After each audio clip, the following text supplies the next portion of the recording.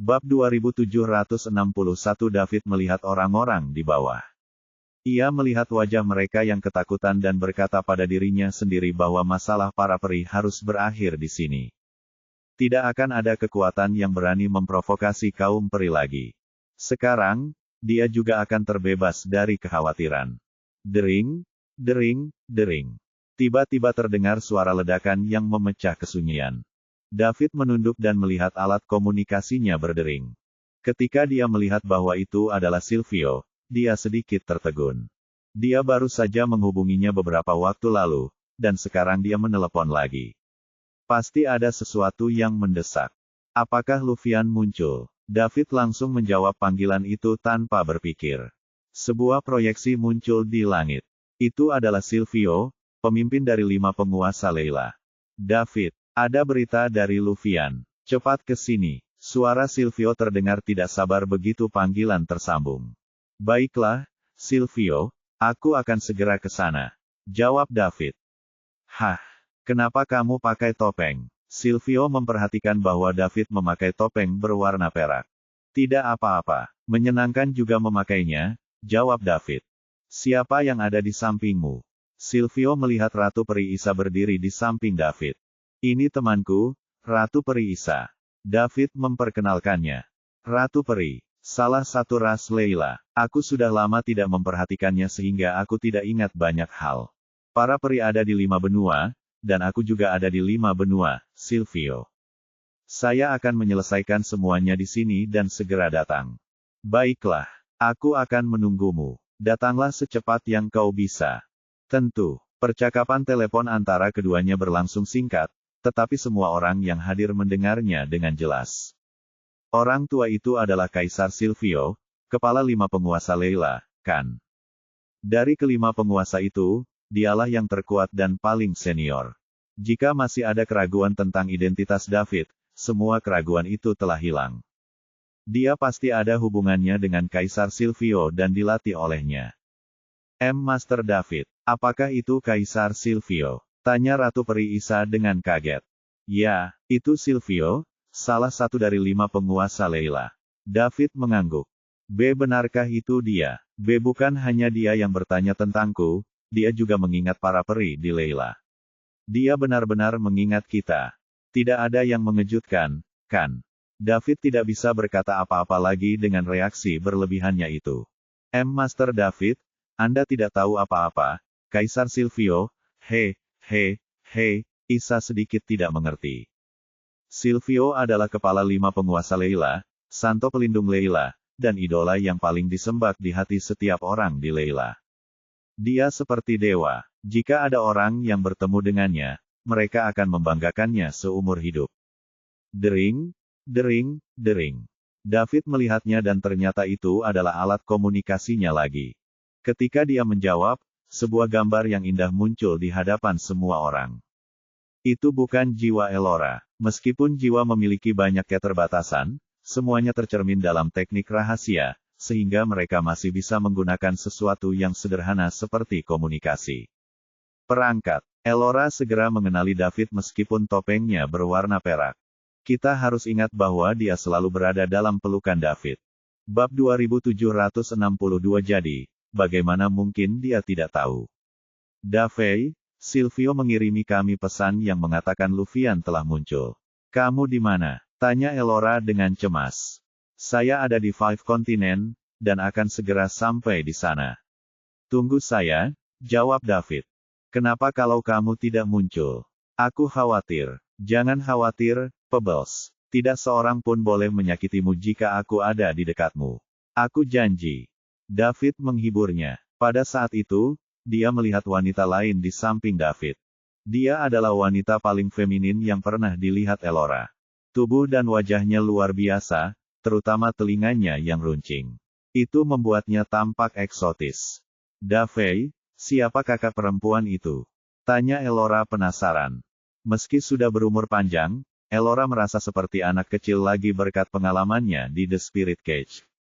Kepribadiannya yang sebelumnya menyendiri juga telah banyak berubah. Elora tidak pernah menyapa seseorang dengan penuh kasih sayang di masa lalu. Ini menunjukkan bahwa pengalaman di The Spirit Cage sangat memengaruhi Elora, dan dia pun bersedia menerima perubahan tersebut. Tentu saja, dia hanya menunjukkan perubahan ini ketika dia bersama David. Dia tetaplah Elora yang dingin di hadapan orang lain.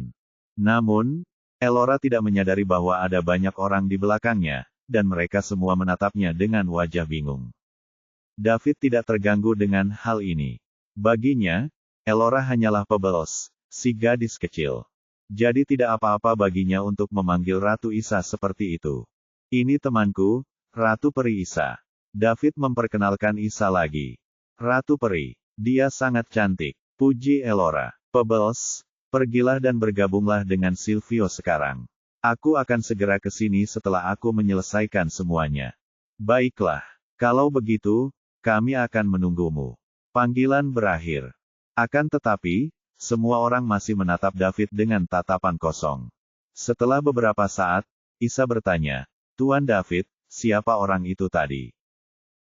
"Kau tidak kenal Elora?" tanya David. Dia merasa karena kelima penguasa Leila begitu terkenal di Leila, mustahil mereka tidak mengenalnya.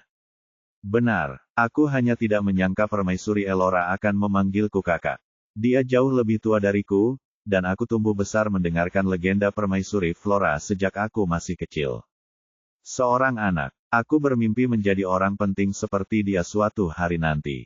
Permaisuri Elora juga merupakan panutan bagi semua wanita di Leila." "Oke," David berpikir sejenak dan menjelaskan, "Elora mengalami kecelakaan, yang menyebabkan perubahan besar dalam karakternya. Perlakukan dia seperti gadis kecil untuk saat ini." "Makhluk, aku mengerti." Isa tampak seolah mengerti. Jika panggilan telepon antara David dan Silvio adalah hal biasa, maka percakapan antara dia dan Elora benar-benar mengejutkan semua orang.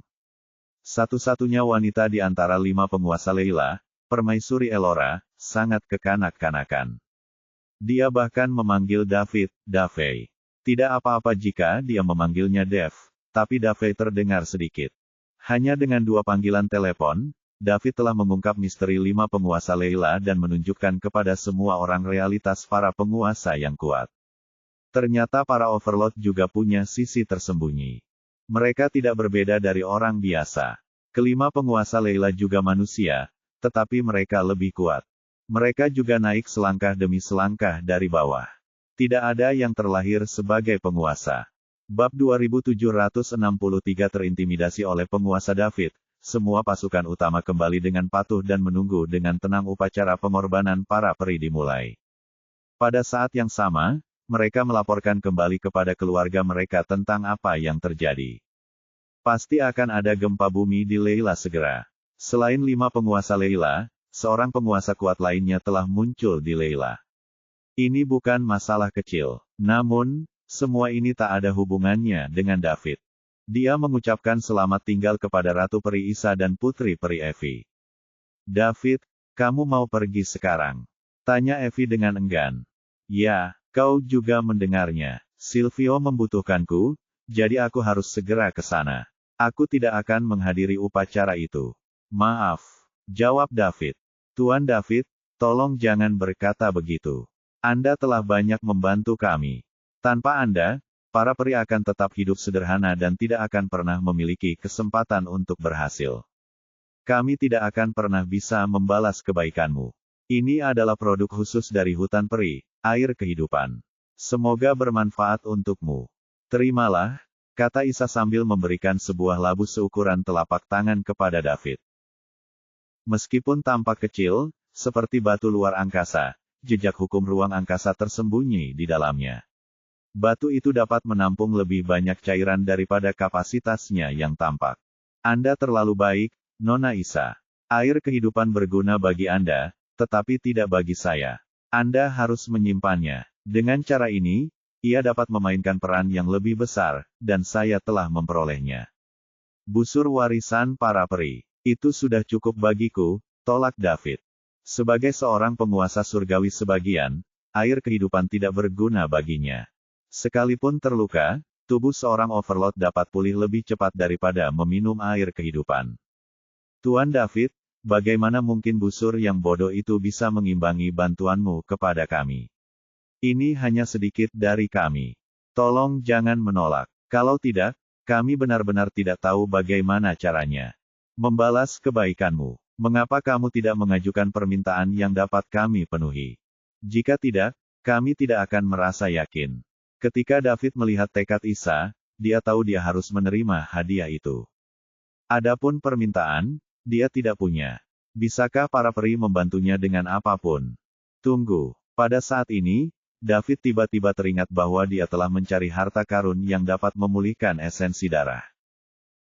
Dia tidak dapat menemukannya di Star Kingdom, tetapi apakah Layla memilikinya? Dia akan berhadapan dengan penguasa surgawi Lufian. David tahu dia tidak cukup kuat, dan kloningannya akan menjadi kartu truf terbesarnya.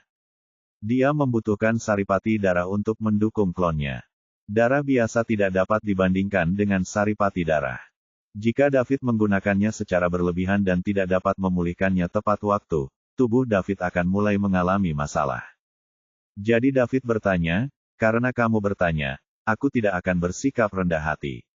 Aku memang membutuhkan sesuatu, dan aku ingin tahu apakah kamu memilikinya di sini. Atau mungkin kamu tahu di mana itu. Kamu juga bisa memberitahu. Beritahu saya di mana mendapatkannya, dan saya akan mengambilnya sendiri." Selama Layla memiliki harta yang dapat memulihkan saripati darahnya, tidak ada yang tidak bisa didapatkannya sebagai seorang overlord. Jika para peri tidak tahu, dia akan bertanya pada Silvio saat dia melihatnya. Benda ini akan sangat berguna baginya. Itu juga perlu untuk berurusan dengan Lufian. Tuan David, tolong beritahu saya. Selama kami memilikinya, Anda dapat mengambilnya apapun itu, jawab Isa cepat. Aku butuh harta karun yang bisa mengembalikan saripati darah dalam tubuhku. Apa kau punya? Tanya David dengan sedikit harapan. Harta karun untuk mengembalikan esensi darah. Isa pun berpikir. Esensi darah merupakan hal yang sangat penting dalam tubuh manusia, tetapi hanya ada sedikit harta yang dapat memulihkan esensi darah. Alasan utamanya ialah karena seseorang tidak akan kehilangan saripati darah secara normal, sehingga sangat sedikit yang membutuhkannya. Bab 2764 permintaannya kecil, jadi tidak ada seorang pun yang mau mengambil risiko mencarinya. Namun karena David membutuhkannya, Isa berpikir keras tentang apakah para peri punya harta seperti itu. Akhirnya, Isa ingat, di daerah terlarang lainnya ada pohon suci besar yang disebut pohon dunia oleh para peri. Di dalam pohon suci tersebut terdapat sebuah alur kecil, dan setiap tahunnya akan terbentuk setetes getah suci. Para peri tidak pernah sepenuhnya memahami fungsi getah suci. Selain memproduksi darah dengan cepat, tampaknya tidak ada efek lain. Dengan kata lain, dapat digunakan sebagai ramuan penyembuhan. Jika cedera mengakibatkan kehilangan banyak darah, minum satu tetes akan segera mengisi kembali darah. Para peri menolak untuk percaya bahwa getah suci hanya dapat digunakan untuk menyembuhkan luka. Namun, mereka sangat yakin bahwa benda-benda yang dihasilkan oleh pohon suci itu pastilah harta karun yang besar. Oleh karena itu, mereka mengumpulkannya. Setelah bertahun-tahun, mereka telah mengumpulkan banyak sekali. Jika bisa mengisi ulang darah biasa, apakah bisa juga mengisi ulang saripati darah? Isa tidak pernah meminum getah pohon keramat itu, maka ia tidak mengetahui khasiatnya secara pasti. Tuan David, kami memiliki getah pohon suci yang dapat langsung memulihkan darah biasa. Namun, Anda perlu mencari tahu apakah getah itu juga dapat mengisi kembali saripati darah. Isa memutuskan untuk mengeluarkannya dan mencobanya. Dia tidak ingin kehilangan kesempatan untuk membantu David. Benarkah? Tanya David heran. Dia hanya bertanya dengan santai, jadi dia tidak menduga para peri akan memilikinya. Ya, tapi aku tidak bisa menjamin keefektifannya. Isa memperingatkan. Nona Isa, keluarkan dan biarkan saya mencobanya. Setelah itu, kita akan tahu, pinta David dengan tidak sabar. Sejak dia mempelajari cloning, dia juga telah menghabiskan banyak saripati darahnya.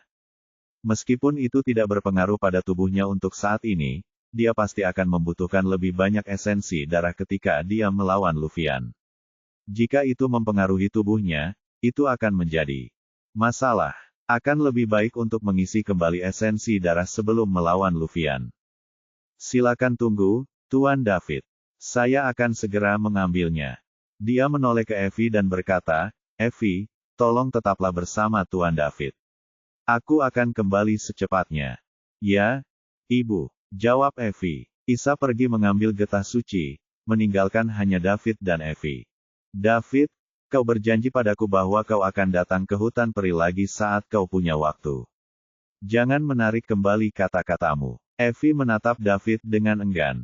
Matanya, setelah David menyelamatkannya di The Spirit Cage, dia sudah mulai menaruh sedikit rasa sayang pada David. Namun, dia adalah putri peri, jadi dia harus mengubur perasaannya jauh di dalam hatinya dan tidak berani mengungkapkannya. Sekarang setelah jati diri David terungkap, dan Evie tahu tentang perpisahan mereka, dia menyembunyikan perasaannya lebih dalam lagi. Jangan khawatir, Evie. Hutan peri adalah tempat yang sangat indah. Setelah mengurus semuanya, aku akan tinggal di sini untuk sementara waktu. Jangan merasa kesal, canda David. Dengan senyuman. Tidak akan, David. Jika kau kembali, seluruh klan akan menyambutmu dengan hangat. Kau adalah dermawan besar kami, dan kami tidak bisa cukup berterima kasih padamu, jadi bagaimana aku bisa kesal padamu? Evie menjelaskan dengan cepat. Aku hanya bercanda. Baiklah, itu kesepakatannya. Ya, itu kesepakatan. 2765 Isa kembali dengan cepat. Dia tidak berani membuat seorang penguasa menunggu terlalu lama. Apa yang dipegangnya di tangannya juga merupakan labu seukuran telapak tangan. Tuan David, ini getah suci dari pohon suci di hutan peri. Hanya ada 1 tetes per tahun. Selama bertahun-tahun, para peri hanya menyimpan ini. Dan aku memberikan semuanya kepadamu. Aku harap ini akan berguna. Dia menyerahkan labu itu kepada David. Terima kasih, Bu Isa. David mengambilnya dan menyesapnya tanpa berpikir. Dia tidak takut dengan efek samping apapun. Bagaimanapun juga, dia adalah seorang penguasa. Tidak banyak hal yang dapat menyebabkan ketidaknyamanan fisik bagi seorang penguasa. Setelah minum king, David mulai hati-hati merasakan perubahan dalam tubuhnya. Darahnya mulai mendidih seolah dia sedang bersemangat. Tubuhnya berangsur-angsur berubah menjadi merah karena darah baru terbentuk di dalam tubuhnya. David fokus pada hatinya. Yang paling penting adalah apakah esensi darah baru dapat diproduksi dengan cepat. Jika tubuhnya mengisi sendiri saripati darahnya, itu akan sangat lambat, dan David tidak bisa menunggu selama itu. Waktu berlalu dengan cepat. Sesaat kemudian, senyum muncul di wajah David. Esensi darahnya telah terisi kembali sepenuhnya. David sangat gembira dengan hasil ini. Banyak hal tumbuh di taman, meskipun belum pernah ditanam. Itu hanya ucapan yang tidak disengaja dan David tidak punya harapan besar untuk itu. Namun, hasilnya membuat David takjub. Dengan labu getah ini, dia tidak perlu lagi khawatir kehilangan saripati darah di kemudian hari. Dia benar datang ke hutan peri kali ini. Dia tidak hanya mendapatkan Sun Bow, salah satu dari 3 senjata kuno yang dibutuhkan untuk evolusi sistem, tetapi dia juga mendapatkan getah pohon suci yang memulihkan darah. Esensi, ini adalah tempat yang luar biasa untuknya. Bagaimana, Tuan David? Berhasil, tanya Isa lembut saat melihat David tersenyum. Evie juga mengamati David dengan saksama. Tentu saja, dia berharap para peri juga bisa membantu David. Ya, terima kasih, Bu Isa. Getah pohon keramat ini memang bisa mengisi kembali saripati darahku. Lebih baik dari yang kukira. Jawab David dengan gembira. Benarkah, Tuan David, Anda tidak hanya menghibur kami, kan? Tentu saja tidak. Getah suci itu memang mengisi kembali saripati darahku. Itulah yang selama ini aku cari, dan aku tidak menyangka akan mendapatkannya dari Anda, Nona Isa. Saya harus berterima kasih kepada Anda, kata David dengan serius. Setelah mendapatkan getah suci, David dapat bersantai dan bertarung sengit dengan Luvian. Ia ingin tahu apakah seorang penguasa langit yang hanya mengandalkan kekuatan sebagian seperti dirinya dapat mengalahkan penguasa langit yang sesungguhnya. Jika 10 tidak mampu, dia akan memanggil 20, 30, atau bahkan lebih. Cloning level 6 dapat memanggil 81 klon dengan kekuatan yang sama. Meskipun ada kesenjangan besar antara penguasa surgawi parsial dan penguasa surgawi, David tidak percaya bahwa 81 penguasa surgawi parsial yang tidak takut mati tidak dapat mengalahkan satu pun Luvian. Benarkah itu berhasil? Isa masih tidak percaya. Bab 2766 dia pikir David mungkin hanya menghiburnya. Berguna sekali. Sangat berguna. Mungkin tidak berguna bagi orang lain, tapi bagi saya, ini harta yang langka, kata David dengan gembira. Melihat ekspresi gembira David, Isa akhirnya merasa lega. Ia takut David akan meremehkan pemberian para peri. Bagaimanapun, dia adalah seorang penguasa yang kuat. Harta karun apa yang belum pernah dia lihat. Satu-satunya benda layak pakai yang dimiliki para peri adalah busur warisan dan air kehidupan. Daud memandang ke bawah ke air kehidupan, namun untungnya getah suci itu berguna. Saya lega asalkan Anda menyukainya, Tuan David. Isa menghela napas lega. Nona Isa, terima kasih. Mulai sekarang, para peri akan menjadi sahabatku. Selama aku di sini, aku jamin tidak akan ada yang berani menyerang klanmu, bahkan para peri. Tuan-tuan, kata David dengan sungguh-sungguh. Tuan David, kamilah yang harus berterima kasih padamu. Kau tidak hanya membantu kami membalas dendam terbesar kami, tapi kau juga membantu para peri bangkit dari keterpurukan. Tolong pasukan lain. Kami, para peri, akan selalu mengingat kebaikan ini. Astaga, Ibu, David, kalian berdua harus berhenti bersikap sopan satu sama lain. Karena kita semua berteman, bukankah kita seharusnya saling membantu? Evi tidak bisa menahan diri untuk tidak mengganggu. Haha, Evi benar. Kita berteman, jadi kita harus saling membantu. Jangan terlalu sopan. David tertawa. Dia sangat bahagia. Perjalanannya ke hutan peri telah sepenuhnya memecahkan kekhawatirannya. Penguasa surgawi Luvian, tunggu saja untuk disiksa oleh klonku. Bahkan jika Luvian dapat menangani 81 klon, bagaimana dengan 80 lainnya? Setelah klon menghilang, ia akan segera digantikan dengan mengonsumsi setetes esensi darah lagi. Selama wujud utama David ada, akan ada banyak sekali klon yang menunggu Luvian. Dia bahkan mungkin mati karena kelelahan. Dengan getah pohon dewa, David tidak perlu lagi khawatir kehabisan saripati darah. Isa pun tertawa. Dengan dukungan David, kebangkitan kaum peri tidak akan terbendung. Suatu hari, mereka mungkin juga menjadi salah satu pasukan utama Leila. Kedua belah pihak mendapatkan apa yang mereka inginkan. Itu adalah situasi yang saling menguntungkan. Nona Isa, karena orang-orang Vingean adalah musuh lamamu dan telah melakukan banyak hal yang keterlaluan, aku akan memberimu hadiah lain sebelum aku pergi. Setelah David selesai berbicara, pemandangan di hadapan mereka tiba-tiba berubah. Saat Isa dan Evi sadar, mereka berada di lingkungan asing yang dikelilingi kabut tebal. Tuan David, di mana ini? Tanya Isa bingung. Kita berada di atas hutan berkabut, dan di bawah adalah rumah para Vingean, jawab David. Apa, kita berada di atas hutan berkabut? Tanya Isa kaget. Pada suatu saat, mereka berada di hutan peri, dan dalam sekejap mata, David telah memindahkan ibu dan anak perempuannya ke hutan berkabut, rumah para orang Vingean. Kekuatan seorang overlord sungguh mengerikan. Tuan David, apa yang kita lakukan di sini? Terakhir kali, aku hanya memusnahkan beberapa elit Vingean. Kali ini, aku akan membasmi semua kekuatan mereka dan membubarkan kabut tebal yang menyelimuti Misty. Hutan. Di masa depan, kamu dapat memantau para Vingean kapan saja. Kapanpun ada pembangkit tenaga listrik yang muncul, bunuh saja mereka sehingga mereka dapat menebus tindakan mereka. Mata Isa dan Evi berbinar bersamaan. Tanpa kekuatan besar Vingean dan kabut tebal di hutan berkabut, bangsa Vingean akan sepenuhnya berada di bawah kendali para peri. Tuan David, bagaimana kami bisa menerima ini? Kami sudah terlalu merepotkan Anda. Isa begitu gembira hingga tidak tahu harus berbuat apa. Tidak masalah. Hanya butuh sedikit usaha dan tidak akan memakan banyak waktu. Bab 2767 mereka bertiga berdiri di atas hutan berkabut. Kabut tebal menghalangi pandangan Isa dan Evi, tetapi tidak memengaruhi David. Dia bisa melihat dengan jelas sarang Vingean di bawah. Orang-orang Vingean sedang berpindah-pindah. Kabutnya sangat aneh. Sebuah sungai memisahkan hutan peri dan hutan berkabut, tetapi lingkungan di kedua sisinya sangat berbeda.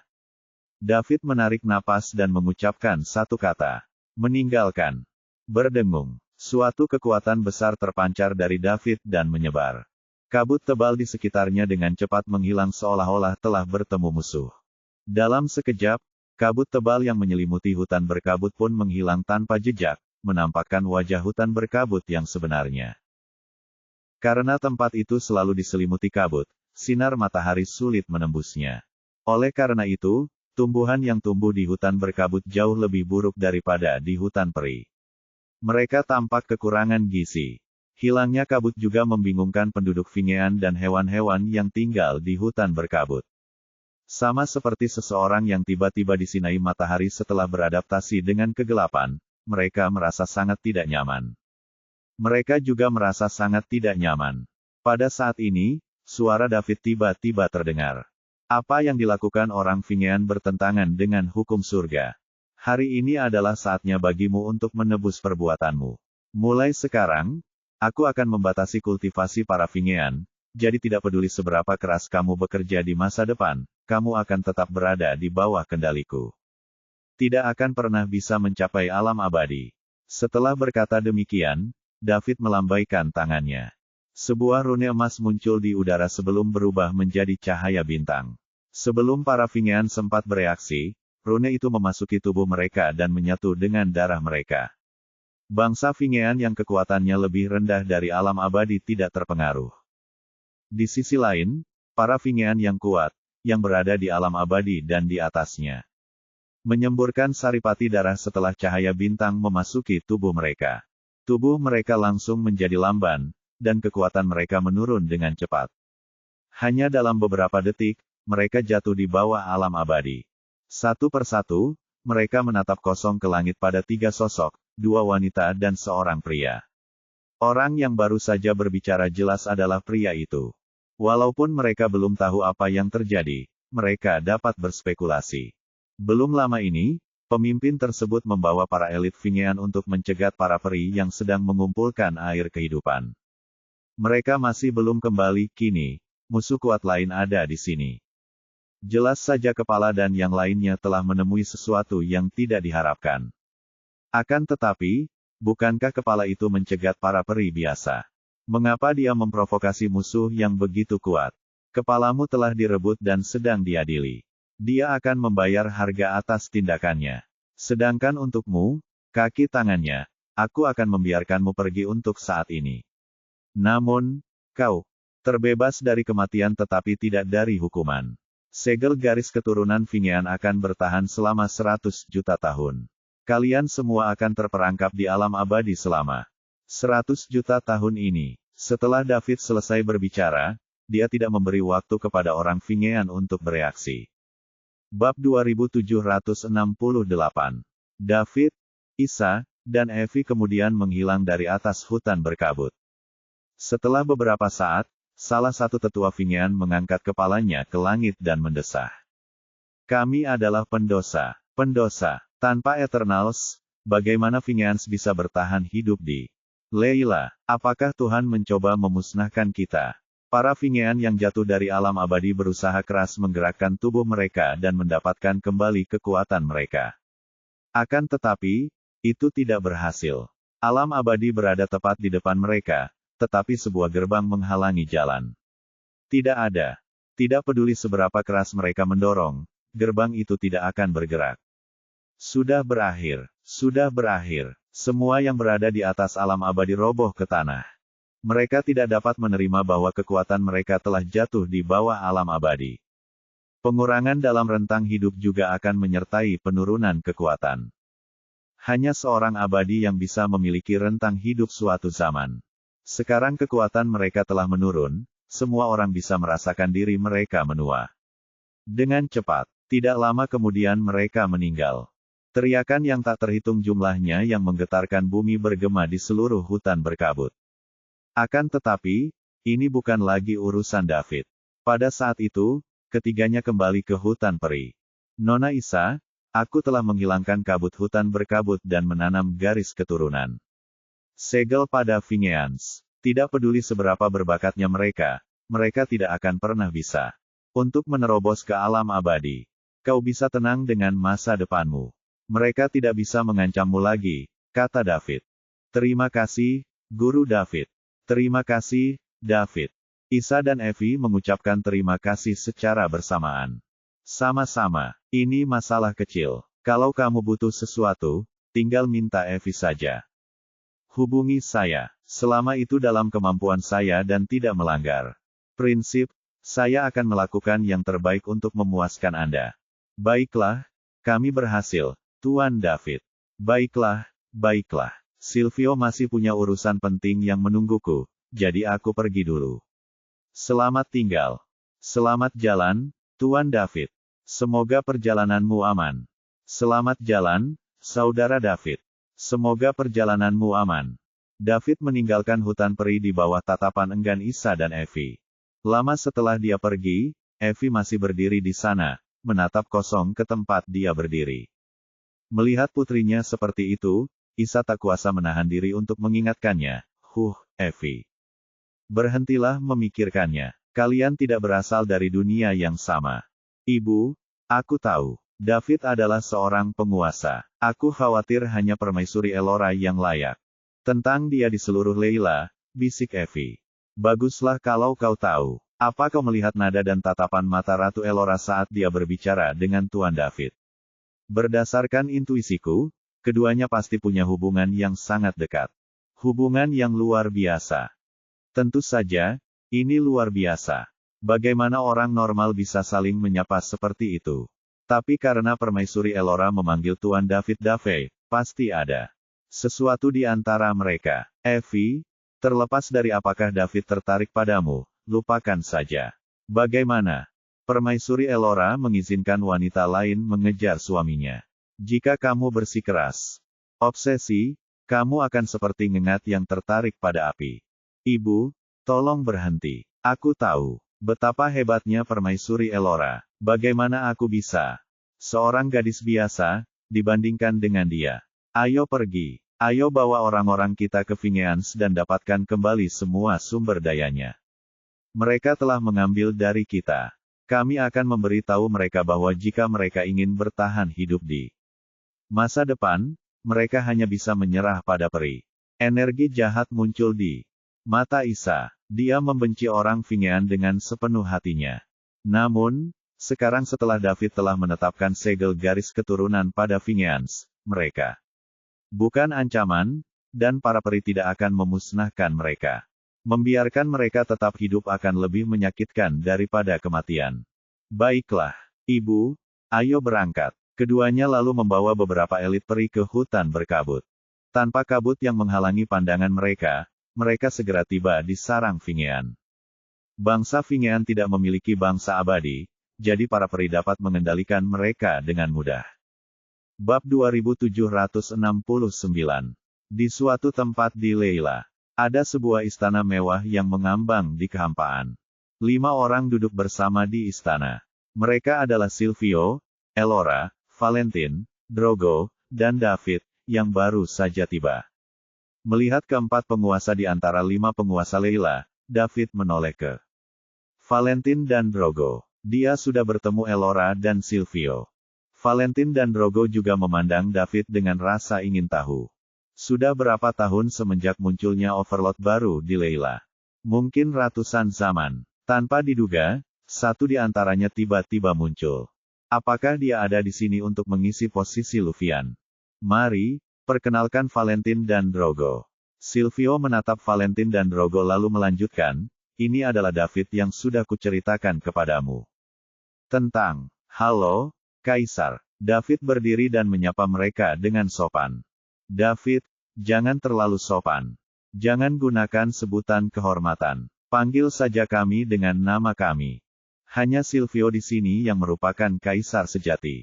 Kami, hanya kentang kecil, kata Valentin sambil tersenyum. Ya, Silvio adalah Kaisar sejati. Kita bisa hidup berdampingan secara setara, Drogo menambahkan. David berpikir sejenak lalu berkata, baiklah, kalau begitu aku akan memanggil kalian dengan nama kalian. Tidak apa-apa, jangan panggil kami Kaisar. Kedengarannya sangat canggung. Karena mereka bertiga baru saja bertemu, mereka mengobrol sebentar. Lalu David langsung ke topik dan bertanya pada Silvio, "Silvio, kamu bilang Luvian telah muncul. Di mana?" "Dia." Tiga orang lainnya pun melemparkan pandangan penuh tanya.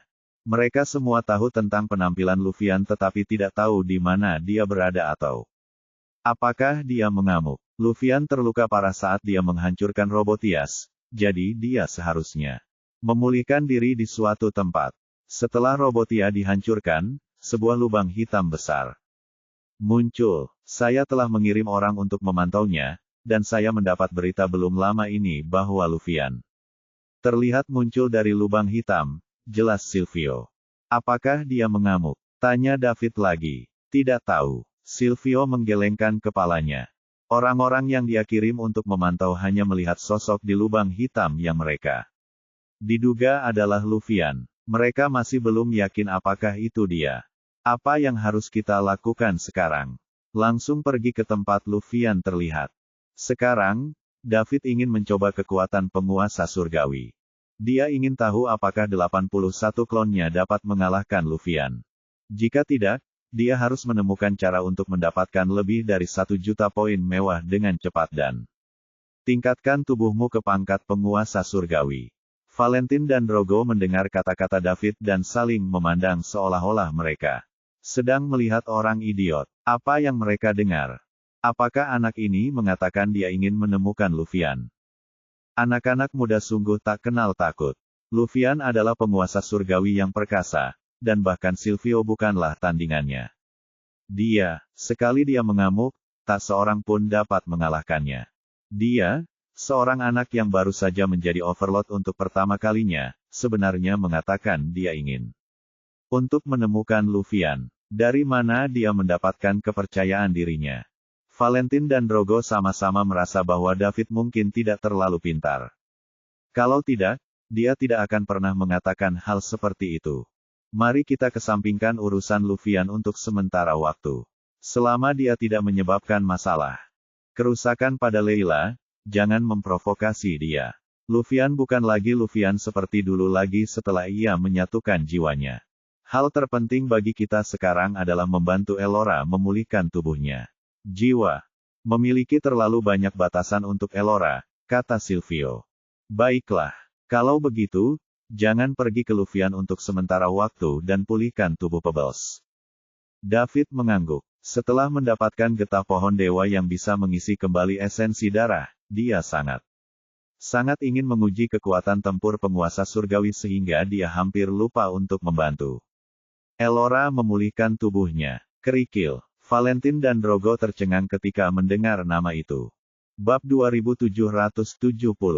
Apakah dia berbicara tentang Elora? Sejak kapan Elora mengganti namanya menjadi Pebbles? Keduanya bingung. Mereka dapat melihat bahwa Silvio, Elora, dan David sangat dekat satu sama lain. Akan tetapi, mereka belum pernah mendengar tentang Overlord ini sebelumnya. Seolah-olah dia datang begitu saja. Bagaimana denganmu? Apakah ada yang ingin kau katakan? Silvio menatap Valentin dan Drogo. Tidak, kami akan membiarkanmu mengaturnya, Silvio. Kata mereka berdua. Serentak. Baiklah. Kalau begitu semuanya, ikuti aku. Mari kita bantu Elora memulihkan tubuhnya terlebih dahulu. Aku punya. Selesai menyiapkan formasi. David, aku akan mengajarimu cara menjaga formasi nanti. Itu tidak bisa terputus. Jika tidak, setelah pembentukan berhenti, pemulihan juga akan gagal. Dan jiwa Elora akan rusak parah lagi, kata Silvio serius. Dimengerti, jawab mereka bertiga bersamaan. Terima kasih, semuanya, kata Elora. Silvio telah menyiapkan formasi yang sangat rumit di sebuah planet. Di tengah formasi planet, ada sosok yang duduk bersila. Itu adalah jiwa Elora. Kini, dia hendak memulihkan tubuhnya untuk kedua kalinya. Kegagalan restorasi pertama telah menyebabkan kerusakan besar pada Elora. Jiwa, jika kali ini gagal lagi, konsekuensinya akan lebih serius daripada yang pertama. Waktu, Di luar planet, Silvio, David, Valentin, dan Drogo bekerja keras untuk mengkomposisi ulang diri mereka sendiri. Silvio dan David baik-baik saja. Namun, Valentin dan Drogo belum pulih sepenuhnya dari cedera mereka, jadi mereka membutuhkan lebih banyak waktu. David, teruslah jalankan formasi sesuai dengan metode yang aku ajarkan kepadamu. Kamu tidak ada masalah, kan? Suara Silvio menembus kekosongan dan mencapai telinga David. Silvio, jangan khawatir. Tidak ada masalah sama sekali, kata David dengan percaya diri. Baiklah, Valentin, Drogo, bagaimana dengan kalian berdua? Bagaimana persiapan kalian? Silvio, kami siap. Kita bisa mulai kapan saja. Valentin dan Drogo menjawab bersamaan. Waktu yang sama. Bagus sekali. Aku yakin kalian semua tahu bahwa ketika Elora memulihkan tubuhnya yang pertama, waktu itu diganggu oleh jiwa Devourers dan Robotias, dan itu menyebabkan kerusakan serius pada jiwanya. Soul Devourers dan Robotias tidak akan muncul kali ini, jadi tidak ada alasan agar kita gagal. Mengerti? Jawab mereka bertiga serempak. Kalau begitu, mari kita mulai sekarang. Setelah Silvio selesai berbicara, dia berteriak. Bangkit. Pembentukan planet diaktifkan. Sinar cahaya muncul dan melesat ke dalam kehampaan. 4 penguasa yang kuat bisa mempertahankan operasi formasi di bawah keadaan normal, dan tidak akan ada masalah besar. Terutama dengan kehadiran 2 penguasa surgawi sebagian, Silvio dan David. Waktu berlalu sedikit demi sedikit.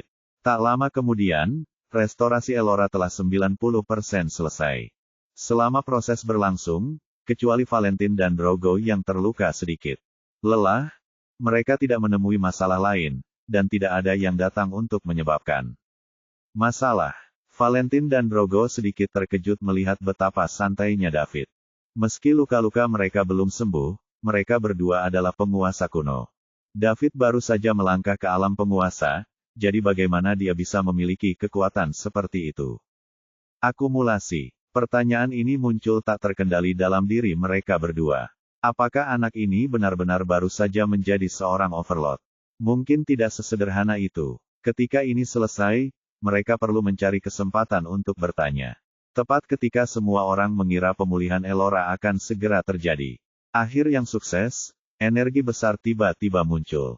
Keempatnya terkejut pada saat yang sama. Mereka tahu itu adalah Luvian.